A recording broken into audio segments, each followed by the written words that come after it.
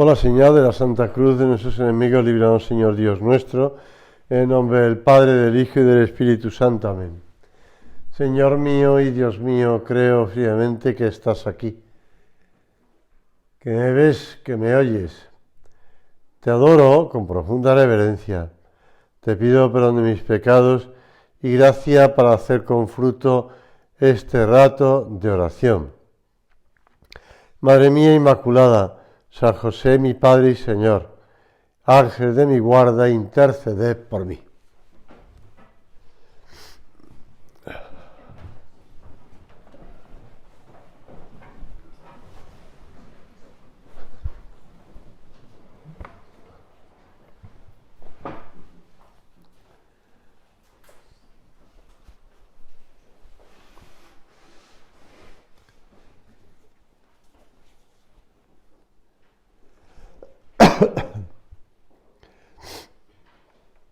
Cuando se marcharon los magos, un ángel del Señor se le apareció en sueños a José y le dijo: levántate, toma al niño y a su madre, huye a Egipto y quédate allí hasta que yo te diga, porque Herodes va a buscar al niño para matarlo. Él se levantó, tomó de noche al niño y a su madre y huyó a Egipto. Y allí permaneció hasta la muerte de Herodes, para que se cumpliera lo que dijo el Señor por medio del profeta: de Egipto llamé a mi hijo. De ese modo, pues narran con gran sencillez los evangelistas, concretamente San Mateo, que lo acabo de leer, cómo Jesús emigra a Egipto y se pasa allí un tiempo, pues viviendo como pueden, ¿no? Se habla de que si pero son historias, ¿no? Historias que aquí me pasó otro día de nuevo los evangelios apócrifos, así, un sacerdote con el que me pasó los evangelios apócrifos. Pero en los evangelios apócrifos pueden hablar de que si uno de los reyes magos le dio una cadena de oro, el oro famoso, y con eso pues fueron malviviendo, vendiéndolo poco a poco. Eso no sale en el Evangelio, ¿eh? Con lo cual yo imagino que José se llevaría los pocos instrumentos que tenía de carpintero y con eso iría trabajando en Egipto y con eso iría sacando a la familia, ¿no? No nos han dejado constancia ninguna de las palabras pronunciadas por San José, pero sí conocemos sus acciones, lo que José hace. José es consciente de que él tiene que cuidar de la Virgen y del niño.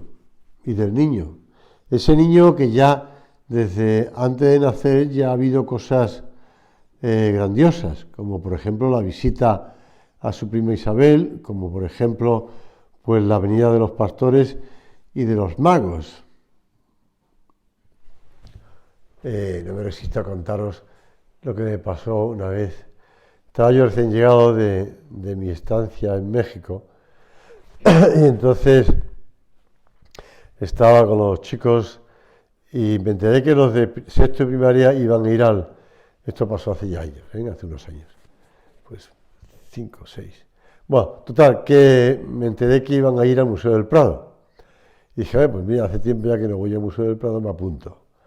Y en ese momento, pues, me apunté y me fui con ellos. Entonces, pues estaban las 4 clases de sexto de primaria. Yo recuerdo que pasaba mucho frío antes de entrar en el Prado, porque sería noviembre o algo así. Total, que pasamos frío. Pero bueno, entramos. Y entonces ya pues estaban todo organizado, típico de colegios y tal, y había 4 grupos por clase, una clase. Cada clase iba con una guía o un guía. Que me acordé porque además el otro día me hablaban de que habían hecho una serie de guías del Museo del Prado. Pero bueno, total, que yo no sabía qué hacer, a con qué grupo irme, pero tampoco conocía mucho a los niños, pero...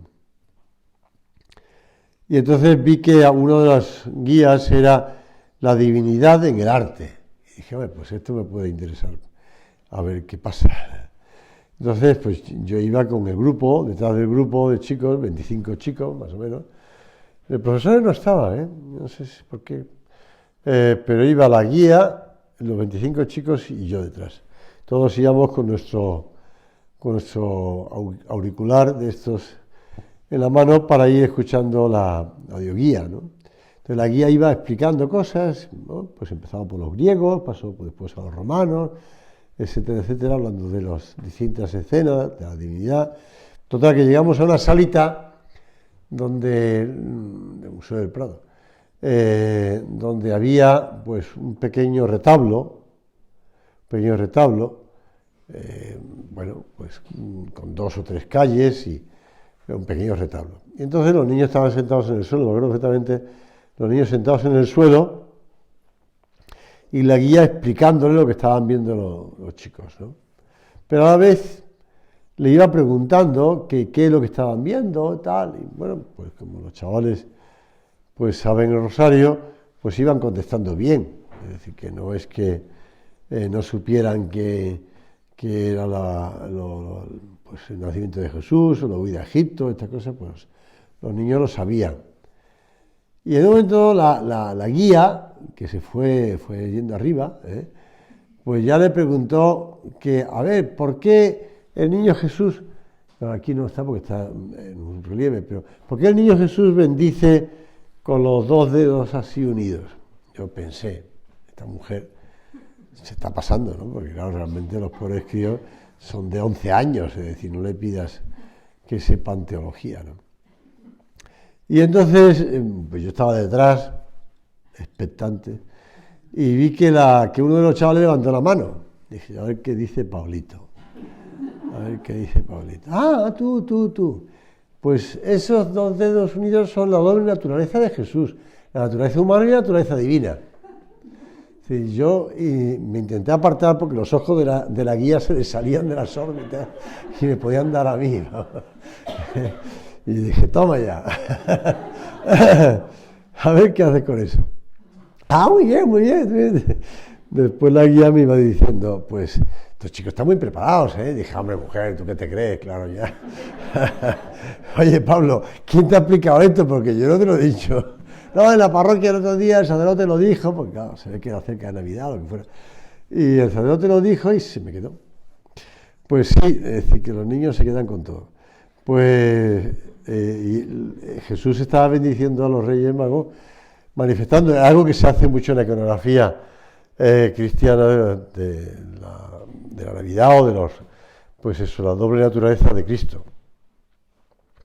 O la Trinidad, porque también los 3 dedos unidos. Pero bueno, el niño habló claro, después escogió un día a sus padres, que me encontré con ellos, y los padres estaban felices, encantados de una familia muy buena, estupenda, muy cristiana, con hijos que, bueno, ella no son de la obra ninguno de los dos, el marido y la mujer, pero están trabajando mucho en la diócesis, además de Madrid. Total, que San José huye a Egipto y allí trabaja. Y la fe de José no vacila.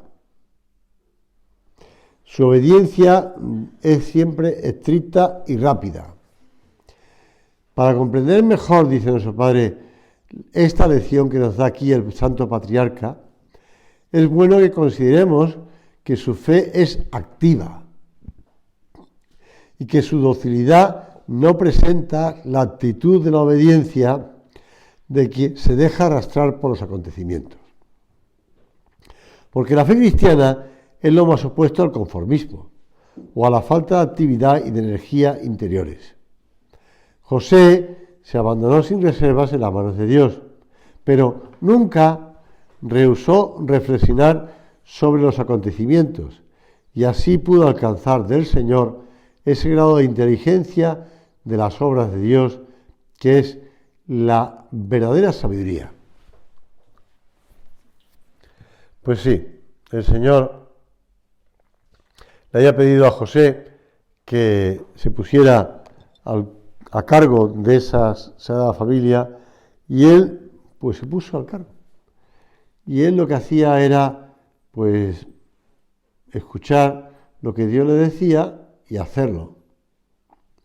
Es muy significativo que siempre a José le abren los ángeles en sueños, para que, hombre, porque si te visita un ángel o un arcángel, te puede pasar como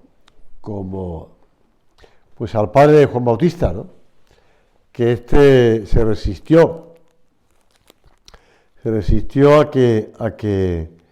a creer lo que le decía de parte de Dios. Pero a pesar de eso, pues tuvo un hijo que era Juan el Bautista. Perdió la voz hasta que no dijo Juan es su nombre. Pero también la Virgen recibió la visita del arcángel y ella escuchó y siguió los planes de Dios.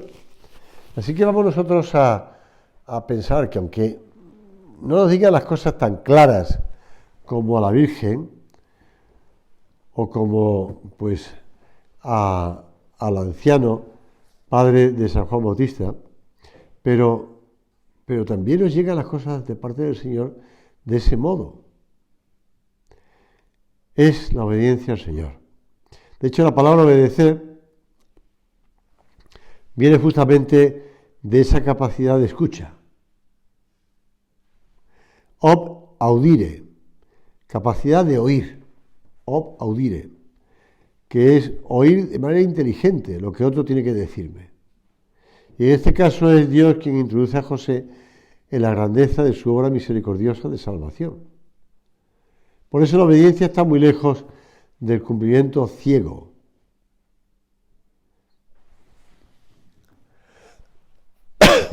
Yo recuerdo cómo nuestro padre nos hablaba en aquellos años, bueno, porque lo he leído, ¿no? O porque lo he visto en los vídeos, en las películas grabadas de las tertulias de nuestro padre, pues aquí en la península ibérica o en otros sitios en América, ¿no? Nuestro padre hablaba de la obediencia y de cómo, pues, a raíz de los años 70, cuando después del Concilio Vaticano II, se puso en entredicho la obediencia. Parecía que la persona que obedecía era persona sin inteligencia, sin capacidad humana. Y hemos visto que las consecuencias de todos esos años.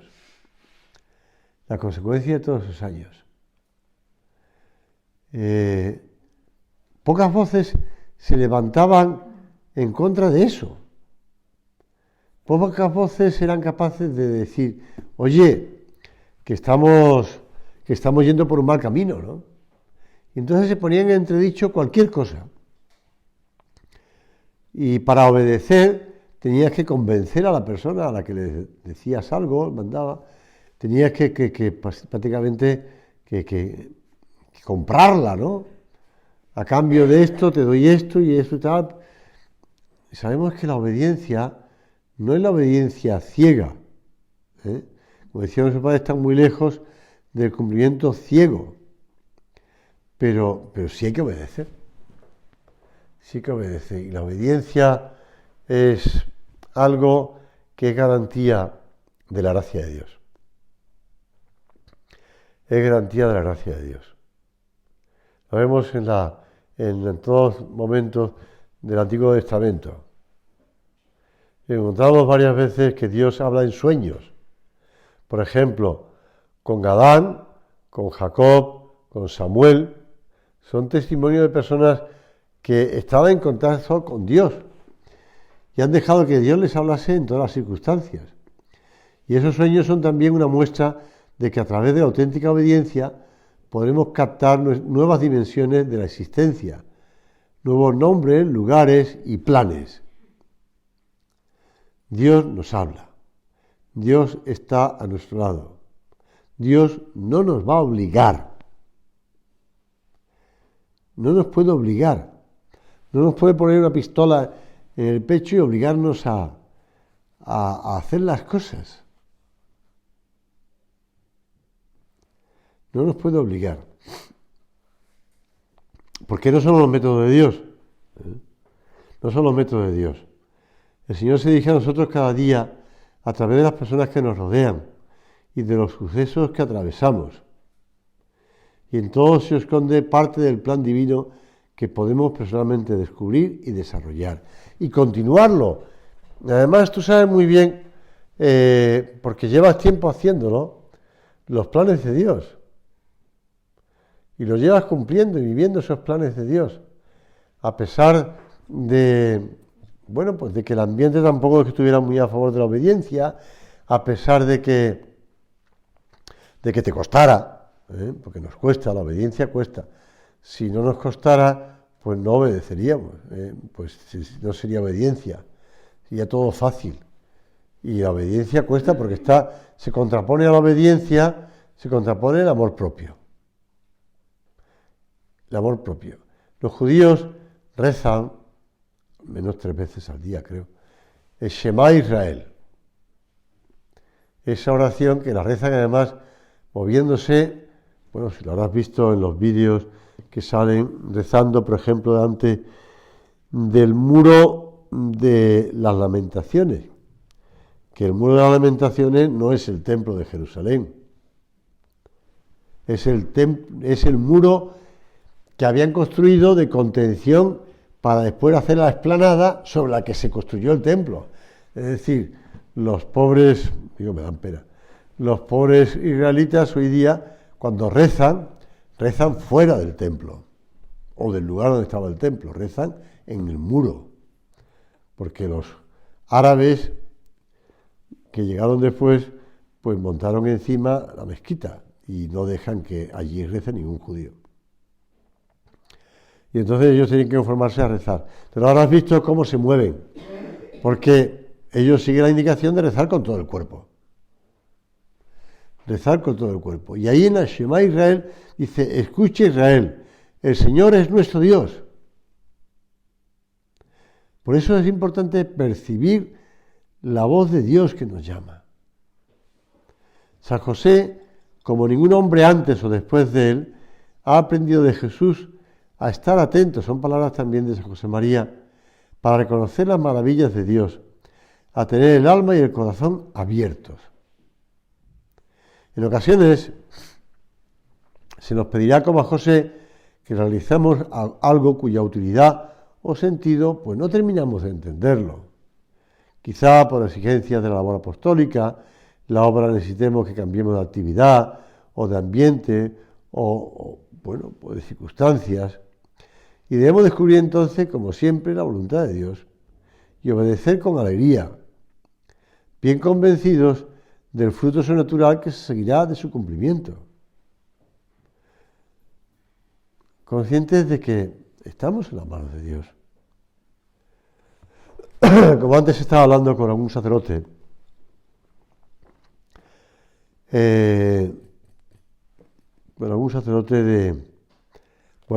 que he conocido a lo largo de los movimientos que he tenido en mi vida, pues me estaba recordando cosas de sacerdotes, y recuerdo cuando un sacerdote que volvió de Perú, un sacerdote diocesano de la diócesis de Tuy y Vigo, pero sacerdote de la Sociedad de Santa Cruz, sacerdote agregado, que se había ido para Perú, pues con el permiso de su obispo, para trabajar allí en Perú. ¿Os acordáis cómo se empezaron pues en aquella prelatura de Yauyos y Cañete y se fueron a distintos sitios a trabajar? Y recuerdo que este sacerdote, cuando volvió de Perú, pues volvió como volvió, es decir, con el billete de vuelta.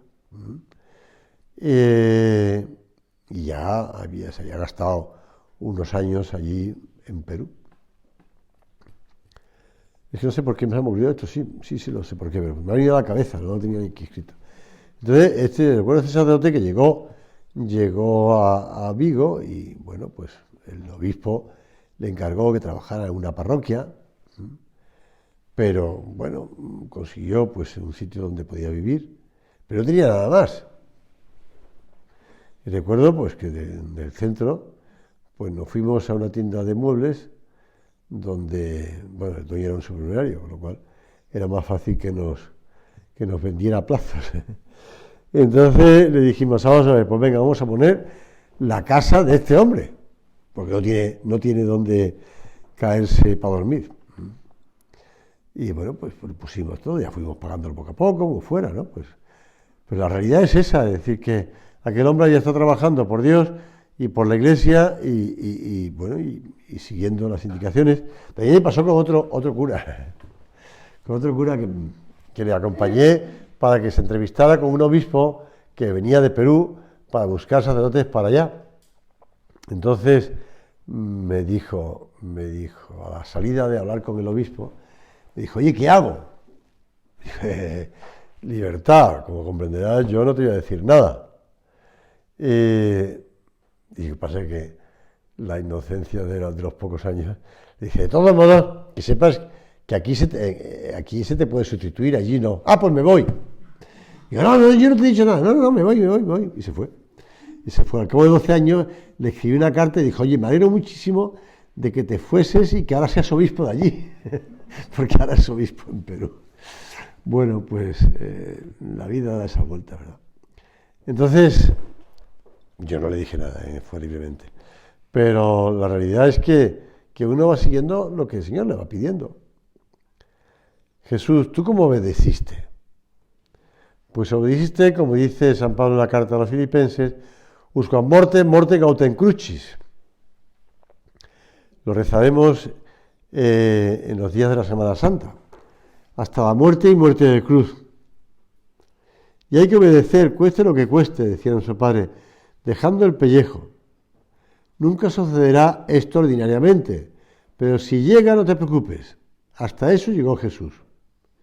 Hijos míos, en estos 36 años, nos decía en el año 63, he visto entre vuestros hermanos muchos actos heroicos y muchas veces he tenido la impresión de vivir entre santos, capaces de obedecer usquam morte gautem crucis. He visto hermanos vuestros hacer serenamente, dándose perfecta cuenta de que se jugaba la vida, actos de obediencia maravillosos, por la Iglesia Santa, por la Hermana Pontífice, por servir. Que hemos de obedecer, servir. No hay mejor señorío que saberse en servicio voluntario. Así es como se ganan los grandes honores, los de la tierra y los del cielo. Pues, ¿qué te voy a decir si tú ya lo sabes? Y además lo has vivido y lo estás viviendo. Pues decírselo al Señor, Señor, ayúdame a seguir anteponiendo lo que tú me pides a mis planes, a mis gustos, o a mis intenciones, o a mis, también proyectos, porque no vamos a tener proyectos, ¿no? A mis proyectos pues sí, Señor, anteponer lo que tú me digas, sabiendo que estoy contigo, y que tú eres el que me vas guiando. Siempre se ha hablado de los silencios de José, ¿verdad? Como ese libro que está por ahí publicado en palabras, me parece que era. Pues los silencios de José. Benedicto XVI, que llevaba por nombre José, y que quiso poner allí en los jardines del Vaticano, pues algo dedicado a San José. El silencio de José, decía Benedicto XVI, no manifiesta un vacío interior, sino al contrario, la plenitud de fe que lleva en su corazón y que guía todos sus pensamientos y todos sus actos. El propio Benedicto XVI dio muestra de ello, porque él, cuando se falleció San Juan Pablo II, él ya estaba preparando una casita para irse a Alemania, para volverse a Alemania, para jubilarse, porque ya había querido jubilarse varias veces y el propio Juan Pablo II le había pedido que no lo hiciera. Y él ya estaba preparando una casita, es decir, lo contaba a los peregrinos alemanes que vinieron cuando fue elegido papa, y vinieron a estar con él y él se lo contó, que ya estaban los obreros y ya estaban preparando la casita. Él tenía sus planes de irse para allá. Pero el Señor quería otra cosa. ¿Que le costó la vida? Pues sí. ¿Que le costó la honra? También. Todo. Por eso él habla de los silencios de José, que guía todos sus pensamientos y todos sus actos, la plenitud de la fe.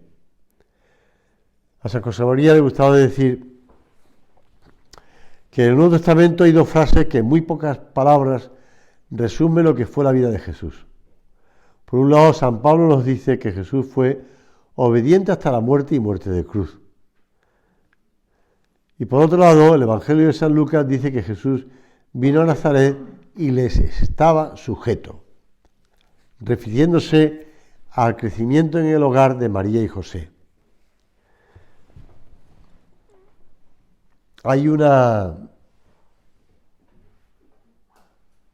serie, la serie esta de Chosen, que a mí me gusta mucho. Me gusta mucho. Bueno, no cuento cosas, pero me gusta mucho.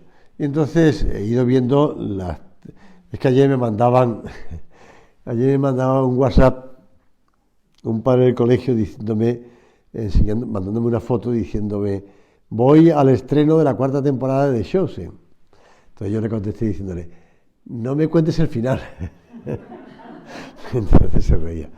Pero bueno, entonces en la 3ª temporada sale la escena, no salen los evangelios, esto que voy a contar, parte sí, parte no. Pero ahí me llamó la atención y me gustó mucho. Cuando Jesús va a Nazaret y va a la sinagoga de Nazaret y empieza a hablar, y hoy se cumple esto. Y entonces es cuando pues empiezan los judíos, los fariseos a levantarse y lo llevan para despeñarlo por esa colina o ese barranco que había cerca de Nazaret. Hay un detalle que me gusta mucho ahí, que no sale en los evangelios, insisto, que es que me da la impresión como si Jesús, cuando va a pasar algo, está ya calentándose el ambiente, le dice algo a un apóstol para que se acerque a la Virgen, porque la Virgen está presente. Como le dijera el recado a la Virgen: tranquila, que no va a pasar nada. Eso me parece un detalle muy de delicadeza de Jesús con su madre. Pero bueno, como sabemos, no pasa nada, es decir, Jesús pasó por el medio de ellos y se fue. Pero va cambiando la escena y aparece ya de noche, o atardecer de noche, que Jesús está delante de una piedra redonda, que es un sepulcro. Y allí está Jesús de pie, tocando la piedra además. Entonces, tú vas entendiendo que es la tumba de José. Después ya llega la Virgen con el apóstol y con alguien más. Y entonces, no quiero contarte cosas, ¿no? Pero si no lo has visto. Entonces, Jesús le pregunta a su madre: ¿te acuerdas de aquello? Entonces, claro, empiezan a recordar los dos. Claro, le dice: ¿cómo no me voy a acordar? Empiezan a recordar momentos de la vida de José y de Jesús y de María en el taller en la casa de Nazaret. Qué bonito, ¿verdad? Que se acuerdan. Y que me emocionó porque me parecía un detalle muy de mucha delicadeza de recuerdo, de cariño hacia José. Pero Jesús le obedecía, estuvo obedeciéndole toda su vida. San Juan Pablo II notaba que esta obediencia nazarena de Jesús a María y a José ocupa casi todos los años que él vivió en la tierra y constituye, por tanto, el periodo más largo de esa total e ininterrumpida obediencia. Pertenece así a la Sagrada Familia una parte importante de ese divino misterio, cuyo fruto es la redención del mundo. Por la obediencia de Jesús, por la obediencia de José, por la obediencia de María, viene la redención del mundo. Vamos a pedirle nosotros también a San José que nos ayude, pronto tenemos su fiesta, ¿verdad? Que nos ayude a obedecer, que nos ayude a tener los oídos atentos, para cuando nos hagan indicaciones, cuando nos pongan algo delante, pues saber decir que sí y poner los medios para hacerlo, conscientes de que el Señor seguirá haciendo la redención con nosotros, con tu obediencia.